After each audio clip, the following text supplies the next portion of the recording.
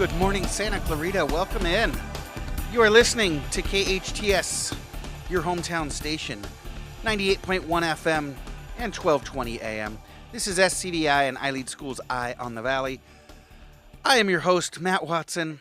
In hour number 2, we've got a mentalist coming in. No, I'm not talking about my big brother that calls in at the end of every show. He's mental, but we've got a real mentalist coming on the show in hour number 2. If you're not familiar with mentalism, it's kind of like magic, but they do it by, like, they'll tell you they're not magic. These are the folks that'll tell you that they're twisting your mind, they're reading your mind, they're taking tells from you. So he's going to be in here. He's going to be twisting our brains, and I'm really excited about it. It's wild, the stuff that they do. I've seen magicians and really enjoy it, but mentalists for me are the ones that kind of do the real magic. They just seem to know stuff that they can't know, and so we'll see. We've actually, his name is Nader Hanna, and he's going to be coming in hour number 2. He asked us to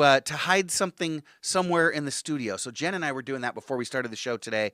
Looked around, find a great place to hide this, and he's going to try to find it by, again, twisting our brains.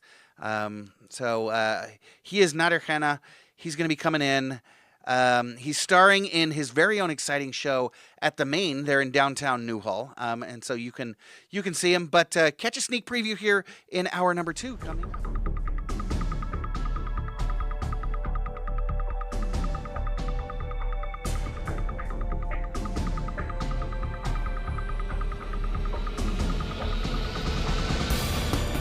Welcome back. You are listening to KHTS, your hometown station, 98.1 FM and 1220 AM. This is Matt Watson, and you are listening to SCDI and I Lead School's Eye on the Valley. I'm really excited for this one, Jen. We were talking about it a little bit earlier this morning. Joining us now in studio is Nader Hanna. Nader Hanna is a professional mind reader and hypnotist based in Los Angeles, known for his mind-bending feats of ESP and hypnosis. Nader has a unique ability to engage his audience in a way that will leave them in wonder and awe. He has performed at corporate events for companies such as NBC Universal and for major celebrities and film directors like John Landis, Joe Dante, and Tippi Hedren. This Master Mentalist mind-bending show is an exhilarating journey into the impossible, and you can see him live in downtown Newhall coming up in just a couple of weeks, and you can catch a sneak preview of him in Burbank here this weekend. We'll talk more about those events in just a minute. Nader, welcome to Eye on the Valley. Thank you. Thank you for having me. Oh, we're so excited that you came in. So I understand producer Sarah was telling me you have an interesting story about how you first became involved with magic at a young age. Can you tell me about that? What first sparked your interest? Sure. So my father was an amateur magician in Egypt, which was where I was born. Okay. And when we immigrated here, he showed me a card trick and he teased me with it. He didn't tell me how the trick worked, but he kept repeating the card trick. Okay. Over and over again, because I kept requesting him to repeat it. Oh, trying to figure out what he was doing. Trying to figure it out. And then, because he kept repeating it, I was able to sort of deduce how it worked. And then I remember I took the deck of cards into my room. I played around with it. I was like, I think this is what he's doing. So I went back out. I demonstrated the trick for him, and I changed it a little bit because I didn't know exactly what he was doing. Okay. So he was impressed, and I sort of fooled him with his own trick.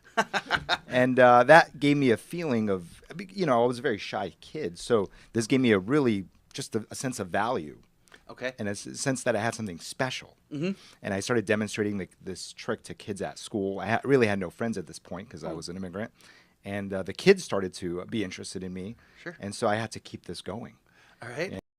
Hey, it is special. That is awesome. Okay, so you kind of rolled with it, and you just kept going. Now you're a mentalist, which some equate with being a magician, but there's a difference, right? As a matter of fact, I love magic and I love mentalism. I find mentalism much more fascinating because, to your point about the card trick, I can never figure out the trick. It's just you're in my brain, and so can you help our listeners understand the difference between what a magician does versus what you as a mentalist do? Sure. So the primary focus of both the magician and mentalist is to build astonishment and mystery. Yeah. So it's mystery entertainment. Sure. The difference is in how they go about it. So a magician would traditionally use playing cards, coins, silks, ropes, things like that. A mentalist doesn't use those things. They use the mind.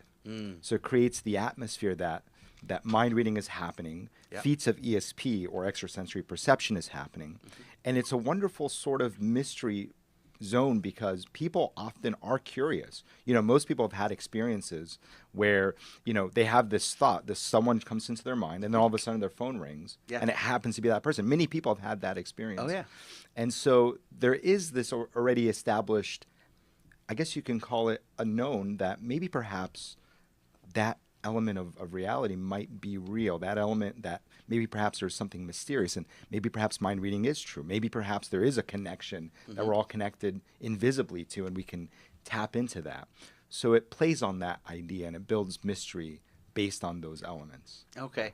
So as a magician would use, props like you said, cards, coins, things like that. Your prop is kind of your audience's brain. Exactly. And but then also playing on that idea of true sort of telekinesis and wow, that is amazing. So how long have you been performing? Now, you said you've been performing since you were a kid in elementary school, essentially for your friends, but kind of performing on stage and doing this big time. Sure. The first time I received payment for performing a mentalism show was in 2013.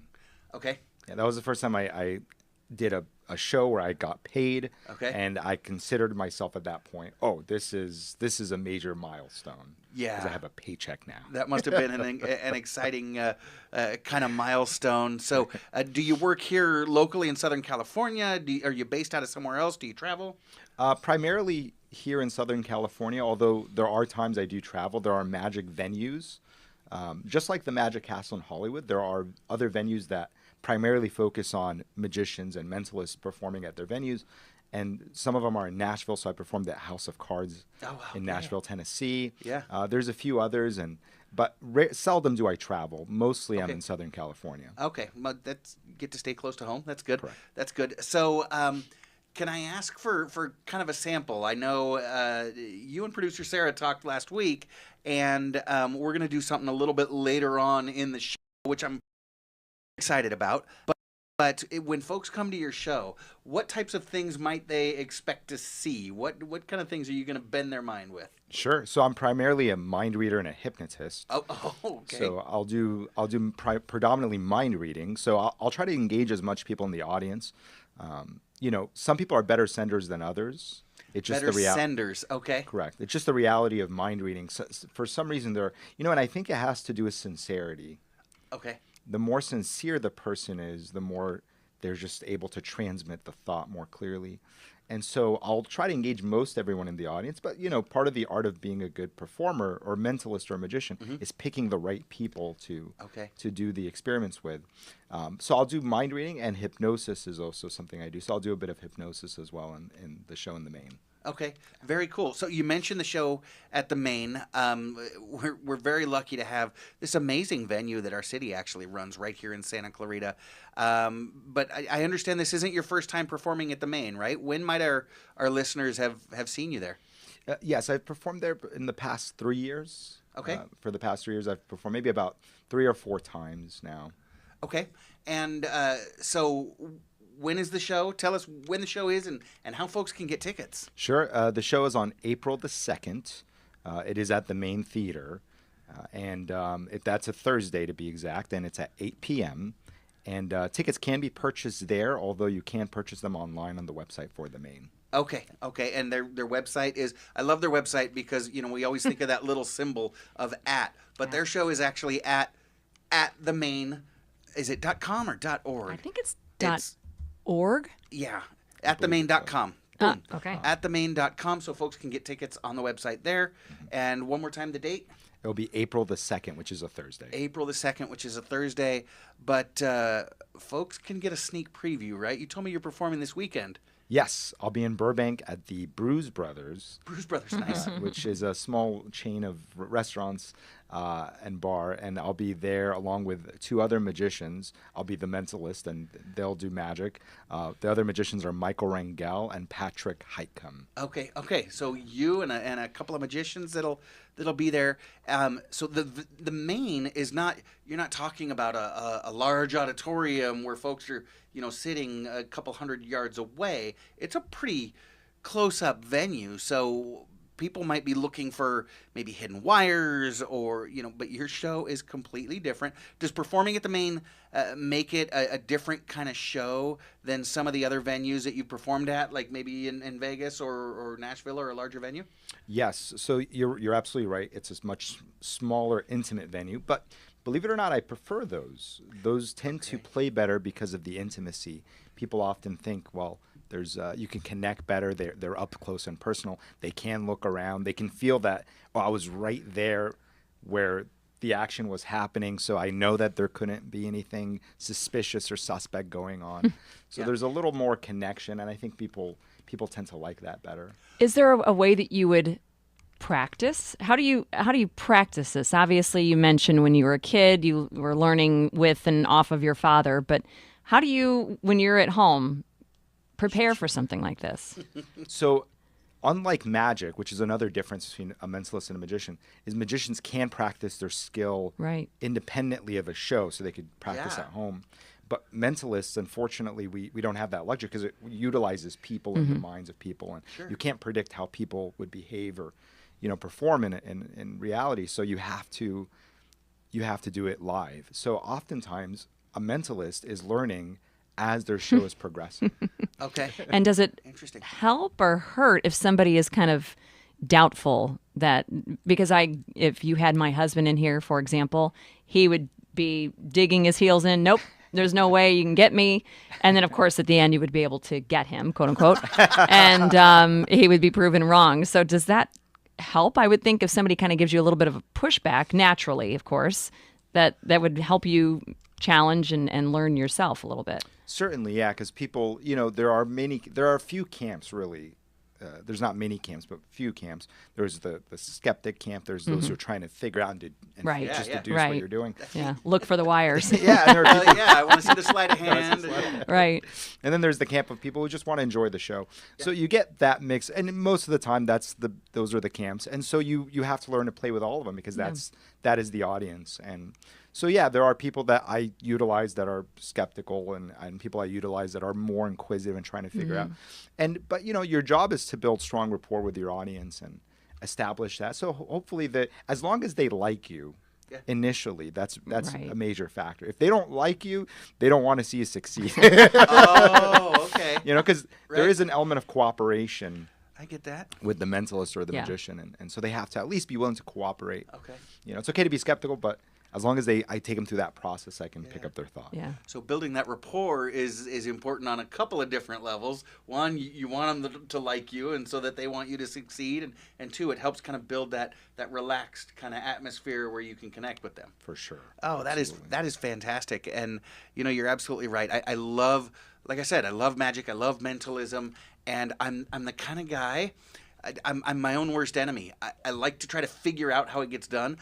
But if I ever do figure it out, then I'm disappointed. Oh, now the magic's gone. It's not fun. And I remember a few years back, there was a close-up magician performing for us at a restaurant for Mother's Day, and just blew the whole family away. But I was watching how he was doing what he was doing, and it was really cool. My kids were blown away. But in Nashville, strangely enough, there was a guy. He wasn't a mentalist. He was a magician. But right up at our table, and I couldn't, to this day, I have no clue how he was doing what he was doing, and that type of show is just fascinating, right? When someone is right there, literally hands on you, they're in front of you, and they're doing something that is physically impossible. This just can't happen, but I'm watching it happen. Is so exciting. So, all right. Sarah asked me to ask this question, so I don't know if it's okay to ask or not. How do you do it? How do you read minds? Sure. So there is a lot of things at play for a mentalist. You're utilizing people's just perception sometimes. And oftentimes I'm just sensitive to really picking up what people are sensing as well, or people are trying to transmit to me. But there's a lot at play in a mentalist show, and you kind of use everything to your advantage. Obviously, because of the mystery element of it, I wouldn't be able to go into a more detailed explanation than that. But you're employing as many techniques as possible, and we have many techniques as a mentalist in our arsenal. And whatever works. Now, oftentimes it's almost like a mechanic, right? He's finding the right tool for the right job. I see. So you're finding, oh, okay, I know this type of person. I'm going to employ this technique to pick up their thought. And so you have these tools, I guess is a good way to describe it. And I'm finding that right tool for that right situation. If I'm, for example, picking up a thought where you looked at a word in a book. Okay. So that might be a little different than perhaps having you think of an object that was hidden and finding that object. So the technique is slightly different depending on the situation or the particular feat of mind reading I'm utilizing or performing. Okay. So I hope I don't speak out of school here, but this is just an observation I had. I think that you would make a great significant other because you're so aware of, at least you would have to be, I would assume, aware of people's vibe that they give off, what they're kind of like, just that sense of, it's like when somebody walks in the room and you're like, ooh, they're in a bad mood. They don't have to say a word, but you can feel it off of them. So I feel that that sense that you have is probably heightened more so than maybe mine or Matt's. So that would make you a good spouse, significant other, even friend, because you can pick up that vibe from people that somebody would just kind of want somebody gloss barging over in without permission. I got too much going on here that I'm He's like embarrassed about. pulling it out of no, you. Yep. Don't need anybody reading my mind. As a matter of fact, if you're watching on Facebook Live, I'm slowly scooting backwards. No. So you mentioned, not giving away too much, but sort of like your father mentored you a little bit with that first card trick. Have you ever taken someone under your wing, sort of mentored them, taught them the tricks of your trade? Not particularly. Oh, okay. There is sort of there is a point that you reach in your career, and I know people who have reached that point where they're no longer performing, and so they're kind of retired, and the next phase of their career is to give back and to help those who are in that field. I don't feel like I've reached that point yet because I'm still performing, but once I do, I think it would be appropriate to start to mentor and teach and so forth. Yeah. Sure. That's kind of cool, and that kind of keeps the mystery up a little bit, but at the same time helping continue to propagate the art, as it were. Do you consider it more of an art or a trade or? Yeah, I would say it's an art. It's an entertainment. Okay. And I'm a performer, so that's the best way to describe it. It's an entertainment more than anything else. Yeah. All right. And we're looking for a little bit of in-person entertainment here. Join us this morning is Mentalist Nader Hanna. Don't go away. We're going to take a quick commercial break, and when we get back, Nader will be twisting our brains. Now, Jen, he said it works best with someone that's a little bit more sincere. So I think... Well, okay. Okay. Jen's all in. Don't always be fooled. Something about a book and a cover. Yeah. All right. Well, when we get back, he's going to be twisting Jen's brain. He's going to be performing his mentalism here live on the air. Stick around. I am Matt Watson. This is SCVI and I Lead Schools Eye on the Valley. You're listening to your hometown station, KHTS. Your hometown station. KHTS is the only station I listen to. 98.1 FM and AM 1220.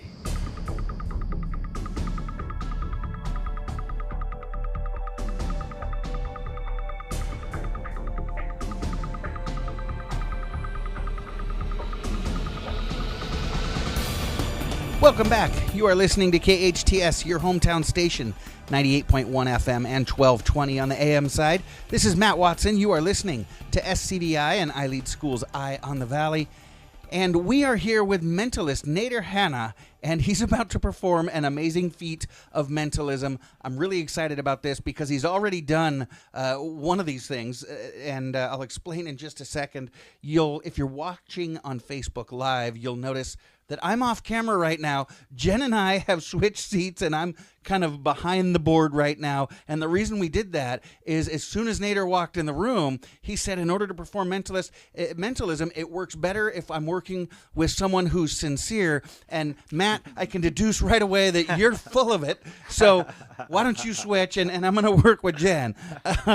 So yeah, we've got engineer Jen there with Nader Hanna, and before the show, producer Sarah asked Jen and I to hide an object here in the studio. And Nader, you're going to use Jen to figure out. You don't even know what the object is. No, I don't know where it is nor what it is. You don't know where it is, what it is, how big it is. You just know that there's something hidden here in the studio, which, to be fair, it's not a large studio, but we've got Delgado, as messy as this place is, there's plenty of places to hide things. So I'm going to turn it over to you, and I'm going to kind of do play-by-play. Sure. And I'll let you do your show. All right. Okay. So, Jen, we're going to stand up in just a moment. Okay. And you're going to think of the location. Well, you're going to mentally dictate to me where it's hidden. Okay. And the way you're going to do that is you're just going to talk to me, nothing verbal. Right. Just with your mind. You think Okay. the directions, like go straight, go back, left, right, up, down until my hand gets to exactly where the object is. When I get to the object, you just think, yes, that is the object. Pick it up. And the clearer you think, the faster it is I will find it. Okay. So super easy. You're going to give him Yeah. instructions, but you're not going to say them. Right. You're going to say them with your mind. Gotcha. All right. Let's go ahead. Oh, and one last thing. I do need, because I'm sensitive to reading the thoughts that travel from the mind down to the nervous system of the body, so I need physical contact with you. Would it be okay to have you hold my wrist with your right hand? Of course. Is that okay? Okay. We'll And stand we don't up. have an HR department here at KHTS, so it's perfect. He's right here. He's right here. All right. I'm going to try to keep the Facebook Live camera on y'all. Okay. All right, so they are now over by the door of the studio. Jen has got her right hand on Nader's wrist, and he's going to kind of use her, I guess, as a divining rod. We're trying, yeah. All right. You're going to move with me, just concentrate. Okay, he's got his hand on his forehead now, and Jen is talking to Nader through her brain, and he's moving back and forth a little bit, moving pretty deliberately here across the studio. Let me get the camera over here. There they are. They're kind of in one of the corners of the studio, moving back a little bit. And again, Jen is staying absolutely quiet, but Nader seems to be moving pretty deliberately. Seems to be picking up on something. He's doesn't seem to be guessing. Going back and forth a little bit, but Very strongly, let go of my wrist. I have a very strong impression in your mind, and don't say anything verbal. I'll take the mic. I have a very strong impression in my mind that, and obviously don't say anything or even nod your head, that this is the location.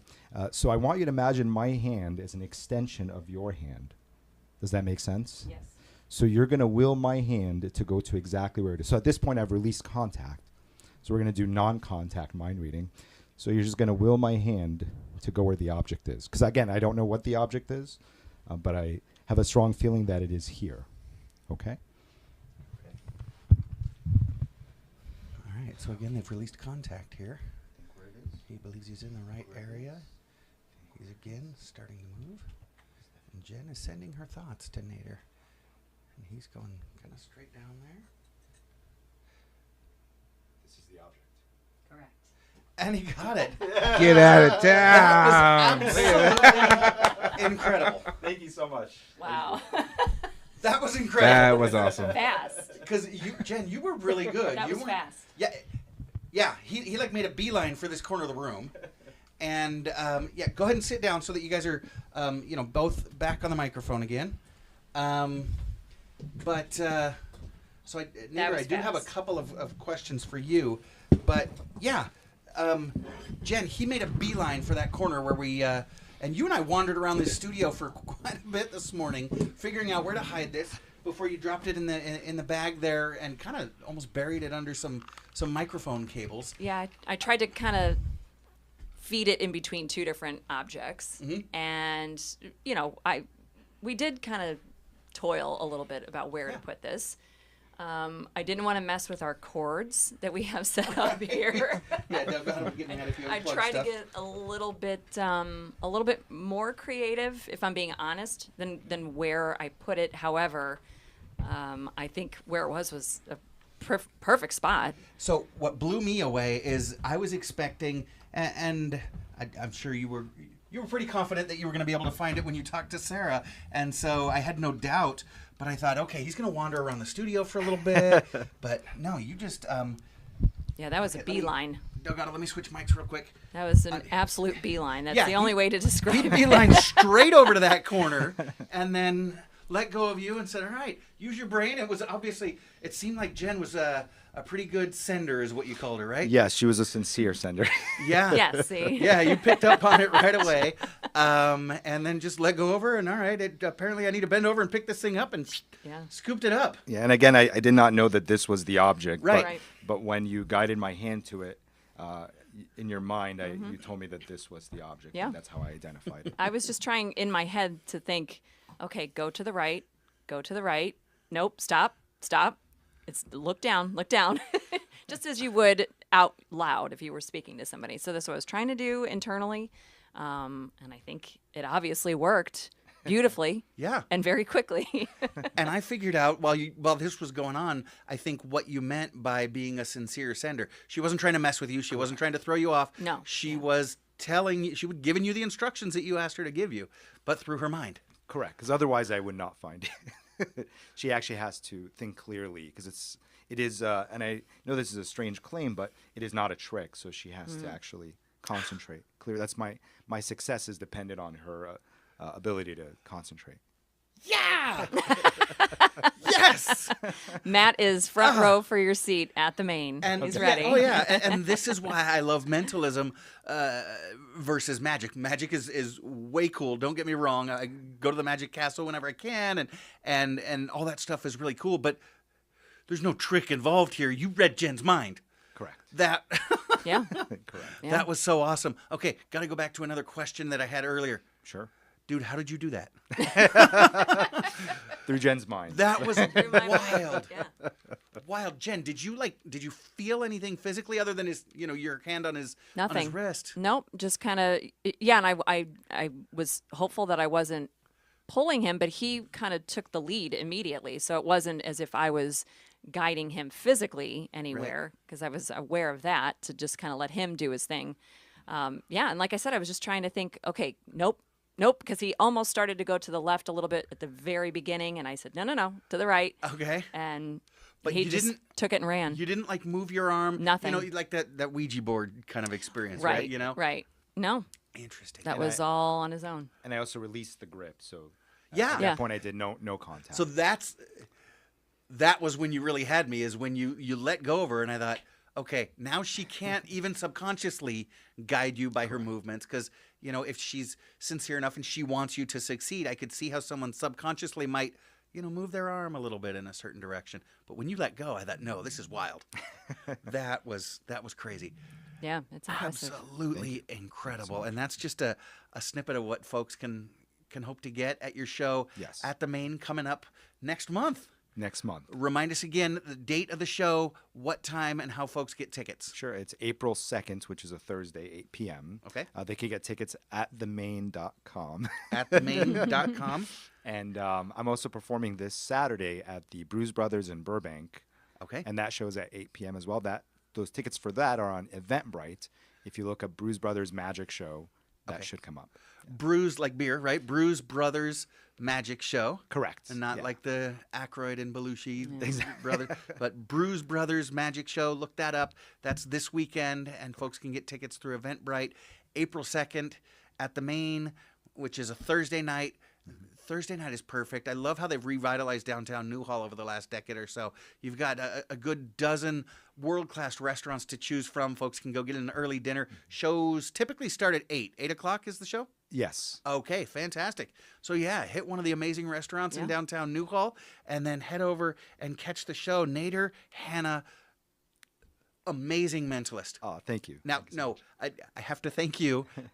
Sarah's also a big fan of this type of performance and art, and I have to tell you, we've had a couple of mentalists on in the past. I mentioned to Jen earlier, one of the teachers at our founding school, SCBI, was a mentalist, and he came on talking about the school. And I said, all right, dude, you got to do this. And he, nowhere near as well as you did, but he did some things that were pretty cool.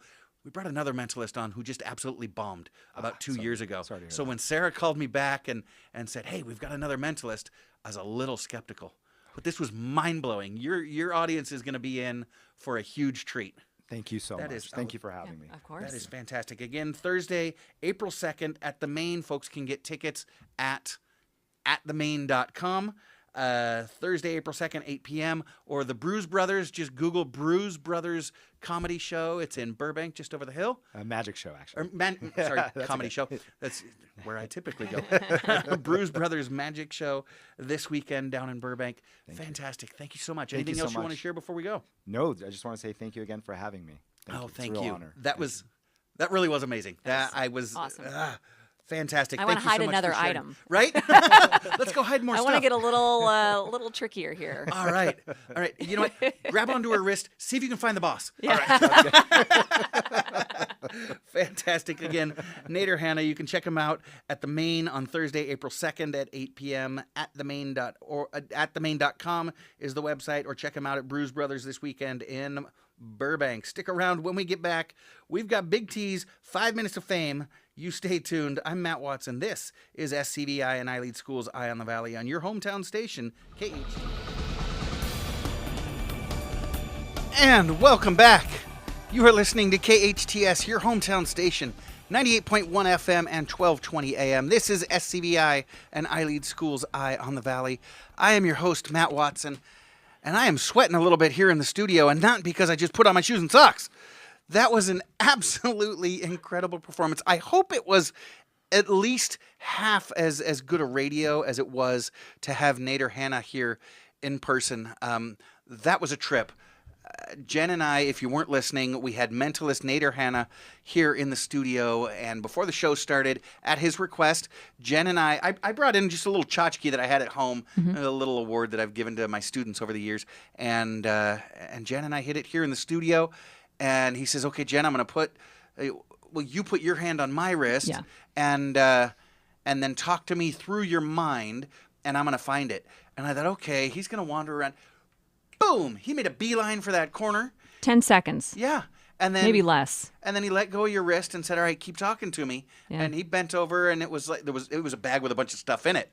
And so it took Yeah. him a second to cut, okay, do you want me to grab this, and Yeah, because he would kind of try to go just a little bit to the right of the item, and I was thinking, nope. And then he would move his hand. It was incredible. It was amazing. That really And you know was. what? This studio kind of helps because we have a lot of things going on still right now with the new move. Yeah. So it's almost better that it's this way, that we have a couple of boxes in the corner, the wires behind me. So it's a small studio, but there are a million things in here that. Yeah. And he just it kind of maybe helped kind of throw it off a little bit, but yeah. no, he just buzzed right through that, no problem. That was amazing. Yeah. He is really, really good. And you can catch Nader at his show at the Main on April 2nd. That is Thursday, April 2nd. At themain.com is where you can get tickets. I'll drop it in the Facebook Live feed here in just a minute.